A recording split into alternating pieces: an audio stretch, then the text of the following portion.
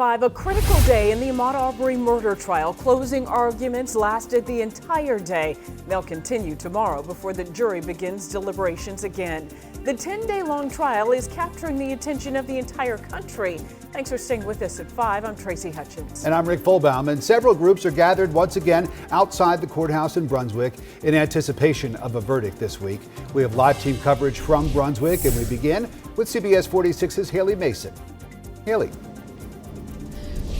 Good afternoon, Rick. It's been a pretty active scene out here. I want to give you one quick update since you mentioned the people demonstrating outside the courthouse. The judge is actually going to be moving the jury into an interior jury deliberation room so that they cannot hear the protests that are happening now all around the courthouse. But another note about scheduling. We thought the prosecution was about to go into a 2-hour closing right now. The jury just said they want to go home. So that means the prosecution won't close until tomorrow morning. Meanwhile, we'll give you a look at what some of the defense attorneys had to say.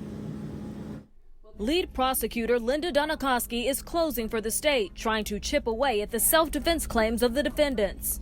You can't create the situation and then go, I was defending myself. Donikoski telling the jury the defendants were not executing a citizen's arrest and don't have legal grounds to claim self-defense. You expect when you're committing felonies, people are going to fight back, right? The convenience store clerk's entitled to fight back, right?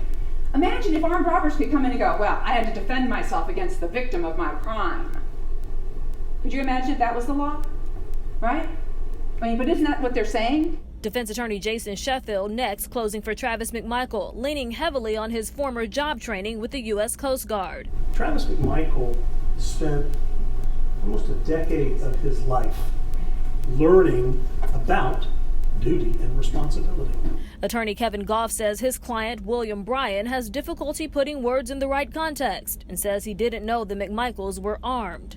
And Laura Hogue, attorney for Gregory McMichael, telling the jury that Ahmaud Arbery was likely committing a burglary. Can anyone reasonably believe that Ahmaud Arbery was just doing a looky-loo on those nights? Hogue explaining the high school image of Arbery is an inaccurate depiction of reality. Turning Ahmaud Arbery into a victim after the choices that he made does not reflect the reality of what brought Ahmaud Arbery to Satilla Shores in his khaki shorts with no socks to cover his long, dirty toenails.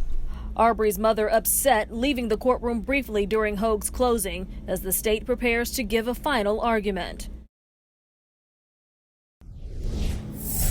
So it's been a very busy and emotional and difficult to hear closing arguments, or at least sets of closing arguments. We know the state still has 2 hours left. We thought again that we were going to hear it this afternoon. It will now wait until the morning. Scheduling wise, that means 2 hours for closing from the state, possibly an hour or more for the charge. Then the jurors may get this case at noon would be about the earliest that we're expecting. We'll be bringing you live updates throughout on CBS 46. Reporting live outside the Glenn County Courthouse, Haley Mason, CBS 46 News.